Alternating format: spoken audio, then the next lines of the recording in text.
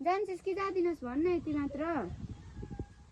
यो मैले लास्ट सोधेको मैले तँलाई जान्छस् कि जाँदिनस्। तर मैले तर यता पनि मान्छेहरूको भिड छ।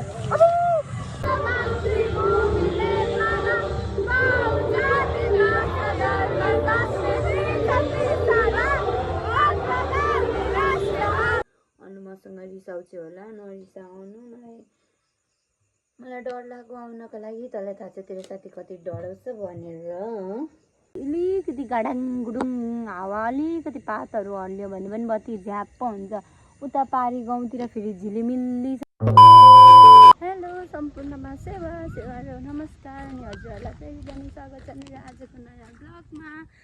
सो आज चाहिँ म साकेला नाच्नको लागि जाँदैछु काने पोखरी।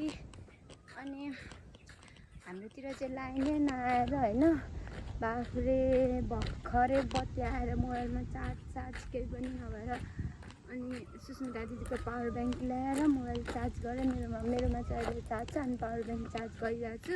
सो म चाहिँ रेडी हुनुको लागि यहाँनिर अनुकोमा आइरहेको छु। अनु पनि जान्छ नि त आज, अनि ऊ यस्तै गर्छ भन्ने कुरा मलाई राम्ररी थाहा थियो।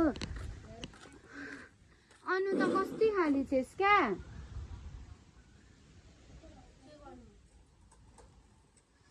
त यति भन्छ जान्छस् कि जाँदिनस्? जान्छस् कि जाँदिनस् भन्न यति मात्र। यो मैले लास्ट सोधेको मैले तँलाई जान्छस् कि जाँदिनस्। तर मैले झन् के भनेको थिएँ, छिटो छिटो गर्न भनेको थिइनँ। नुहाइसकिस्? यहाँ आइज ड्रेस लाउनु। यस्तै गर्छ क्या साथीहरू। यो यसको आज बर्थडे हो नि त, अनि बर्थडेको दिन पनि ओभर धेरै नखरा गर्छ क्या। यसलाई मैले अघि कति बिहान 7 बजीदेखि आएर फगाउँदा गरेर 8 बजी गएर घरको काम साम गरेर निशानलाई त्यसको सामान छोडिदिएर आएर नुहाइ धुवाइ गरेर आइसकेँ। ऊ यहाँ टुसुक्क बसिरहेको छ।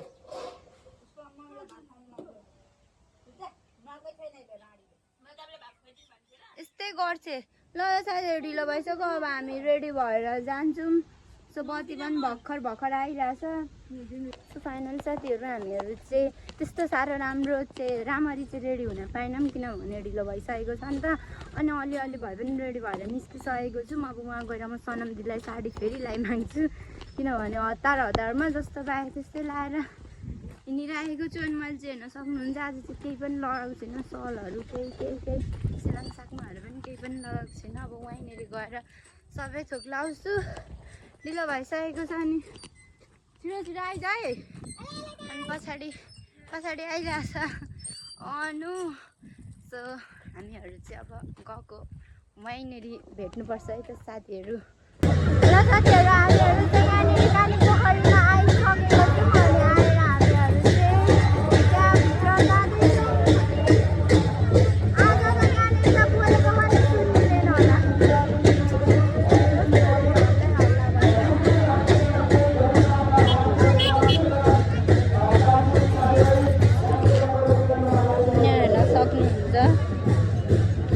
किरात राई आँखा काने पोखरी गाउँ कार्यक्रम।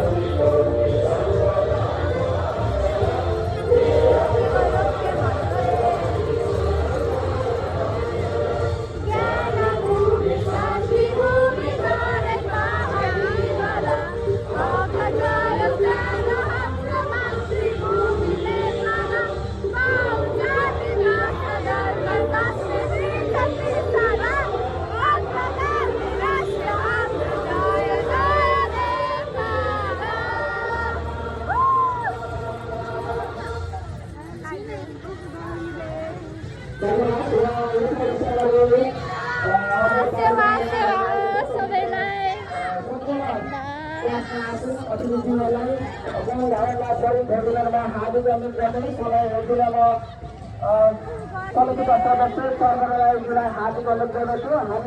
फाइनली साथीहरू हामीहरू त्यो भिडबाट निस्केर यहाँ जङ्गलमा शान्त वातावरण भएको ठाउँमा आइरहेको छौँ होइन। अनि अहिले अब भर्खर चाहिँ हामीले एकलट साकेला नाचेर आएको नि त बढ धेरै धेरै धेरै गर्मी भयो। अनि एकछिन हावा खान हामीहरू चाहिँ यता जङ्गल रहेछ शीतल यता हावा खान आइरहेको छौँ। तर यता पनि मान्छेहरूको भिड छ। साथीहरू हामीहरू चाहिँ यो हो हल्लाबाट भागिसकेको छौँ।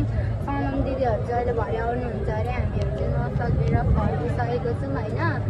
अनि मैले चाहिँ त्यहाँनिर अघि तुम्मालाई भेटेको थिएँ नि त, अनि तुम्मालाई भेटिसकेर भिडियो सिडियो बनाउँदै थिएँ। उयो यहाँ मान्छे भेटिसकेर भिडियो बनाएको त भिडियो नै पक्रिन रहेछ साथीहरू। म त हाँस उठेर सहिले चाहिँ अनि हामी सफारी चढेर लागिसकेको छौँ कानी पोखरीतिर। अनि त्यहाँबाट गाडी चढेर अब हामीहरू चाहिँ जान्छौँ घरतिरै। अनि त्यहाँनिर पो पैसा पनि निकालिदिन्छ कि निकालिदिँदैन टेन्सन भइरहेको छ। निकाल्दैन भनेर फेरि आएको र नआएको व्यर्थै पो हुन्छ त हाम्रो त। यही हो के अरे गर्मी खप्न नसके कि घर जाउँ कि जाउँ घर जाउँ भने कि होइन। ओभर धेरै गर्मी भयो अरे बिचरालाई। अनि फेन पनि छोडिरहेको छैन। सो घर जाउँ भने अनि आज धेरै जस्तो बर्थडे पनि हो नि त साथीहरू। सो त्यही भएर गएको चाहिँ हामीहरू म चाहिँ घर आइसकेर होइन यो ड्रेस चेन्ज गरेर एकछिन पङ्खामा बसेर फ्रेस भएर अहिले चाहिँ म यो कुरमुरे मलाई अस्ति दादाले ल्याइदिएको थियो नि त, के भन्छ यसको नाम, धनकुटे कुरमुरे ल्याइदिएको थियो। अनि खाँदै बसिरहेको छु। मेरो घाँटी चाहिँ पुरै गइसकेको छ क्या।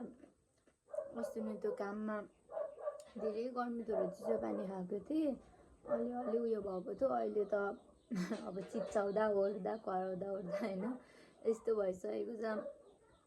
सो अब चाहिँ म कामहरू गर्छु। बाबा एक्लै हुनुहुन्छ, दादा पनि च्याब्रुङ नाच्न गएको छ। अब त्यो त भरे कतिखेर आउँछ, 8-9 बजीतिर नै आउँछ, हिजोको टाइममै होला।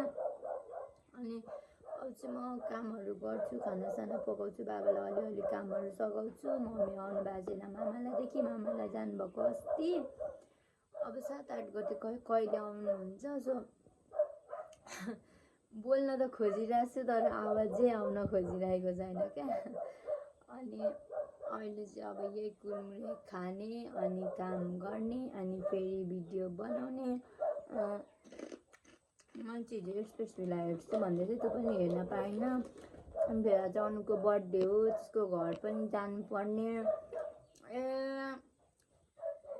कामै काम छ ल साथीहरू। अहिले एकछिनमा भिडियो बनाउँछु।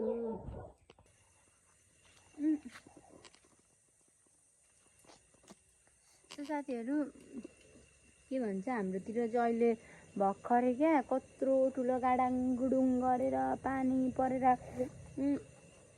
भइरहन्थ्यो। फाइनली अहिले चाहिँ पानी सानी चाहिँ रोकिसकेको छ होइन। अनि म चाहिँ यहाँ बाहिर गर्मी यति धेरै छ नि साथीहरू, यति धेरै गर्मी छ के भन्नु र। लाइन पनि छैन हाम्रोतिर चाहिँ के भएको हो, अलिकति गाडाङ गुडुङ गर्ने बित्तिकै लाइन स्वाहा। यहाँ बाहिर बसिरहेको छु, अनुकोमा जानुपर्ने, जानु कि नजानु भइरहेछ। अनि म चाहिँ दाँत मुस्काउँदै बसिरहेको छु होइन। अनि मैले मुख पनि धुएको छुइनँ नि त, अघि आएर यत्तिकै ड्रेस खोलेर फेनमा बसेँ यत्तिकै होइन। अनि मुखसुख पनि धुएको थिइनँ। सो अहिले चाहिँ म ब्रसहरू गर्दैछु। अनि अब बत्ती कतिखेर आउँछ, सायद आज बत्ती नआउन पनि सक्छ क्या। अनि बत्ती आएन भने त भ्लग त फेरि भोलि मात्र हुन्छ। सो हाम्रोतिर चाहिँ अलिकति गाडाङ गुडुङ हावा अलिकति पातहरू हल्लियो भने पनि बत्ती झ्याप्प हुन्छ। उता पारी गाउँतिर फेरि झिलिमिल्ली छ होइन, जतिसुकै गाडाङ गुडुङ जेसुकै गरे पनि बत्ती जाँदैन।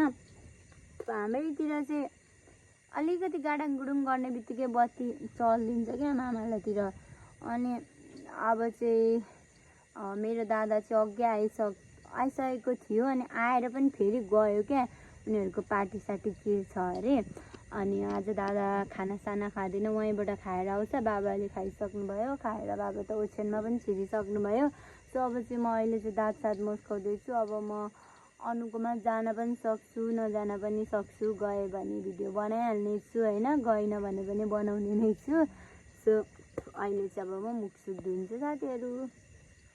सो हेर्न सक्नुहुन्छ साथीहरू, मैले मुखसुख पनि धुएँ, बत्ती पनि आयो। अनि म चाहिँ पुरा होइन दाँत मोलेर मुखसुख धोएर ठ्याक्क सुत्दै थिएँ नि त रुममा, अनि झ्याप्पै बत्ती पनि आइहाल्यो क्या। सो मैले चाहिँ बत्ती गएको बेला यो रुमलाई पनि साफ गरिहाल्यो। अघि एकदम धेरै लुगा भ्यात्याङ भुतुङ भइरहेको थियो, किनभने दादा पनि रेडी भएर हतार हतार निस्केर गएको, म पनि रेडी भएर हतार हतार निस्केर गएको थिएँ नि त। अनि रुमको हालत त हेरि नसक्नु थियो। अनि रुम चाहिँ पहिलामा जेसुकै होस् मिलाइहाल्छु भनेर मोबाइलको टर्च बालेर मिलाएँ। सो अहिले अब सफा छ। अनि अब म खोइ के गर्नु भइरहेछ, अनुको घरमा जानु कि नजानु भइरहेछ। म बद्न आँटिसक्यो, लिन आयो भने जान्छु, लिन आएन भने चाहिँ जाँदिनँ साथीहरू। सो अहिले चाहिँ म अब यतिकै बस्छु। मेरो दादा आउँछ नि त एकछिनमा, अनि गेट खोलिदिनुपर्छ त्यसलाई, त्यही भएर चाबी लगाइदिनु गेटमा। यतिकै म बसिराख्छु। अनि जो आएगा वो देखा जाएगा। सो अब चाहिँ म एकछिन एक्सप्रेस भिला हेर्दै गर्छु साथीहरू। सो साथीहरू अहिले चाहिँ 11 बज्न आँटिसक्यो। मेरो दादा चाहिँ अहिलेसम्म आएको छैन होइन, मलाई चाहिँ बढी निद्रा लाग्न थालिसक्यो। अब चाहिँ म सुत्छु होला, चाबी लाएर चाबी त्यत्तिकै नलाइकन कल गरेर सोध्छु एकचोटि कतिखेर आउँछ, अनि ढोका खुल्लै पारेर म चाहिँ सुत्दै गर्नु पऱ्यो। बढी धेरै निद्रा लाग्न थालिसक्यो। म अनुकोमा पनि गइनँ, अनु मसँग रिसाउँछ होला, नरिसाउनु। मलाई डर लाग्यो आउनको लागि, तँलाई थाहा छ तेरो साथी कति डराउँछ भनेर। सो अब चाहिँ म सुत्छु साथीहरू। अनि भोलि बिहानै उठेर सायद भोलि चाहिँ म घरमै हुन्छु होला। भोलिको मेरो काम भनेको चाहिँ लुगासुगा धुने, अनि घर सर सनक सुनक त्यता हुन्छ होला। किनभने भोलि म काहीँ पनि जाँदिनँ, काममा पनि जाँदिनँ होला, कलाएको छैन। सो अब चाहिँ म बिदा लिन चाहन्छु। सो अब चाहिँ म सुत्न लागेको साथीहरू। Thank you for watching, bye by.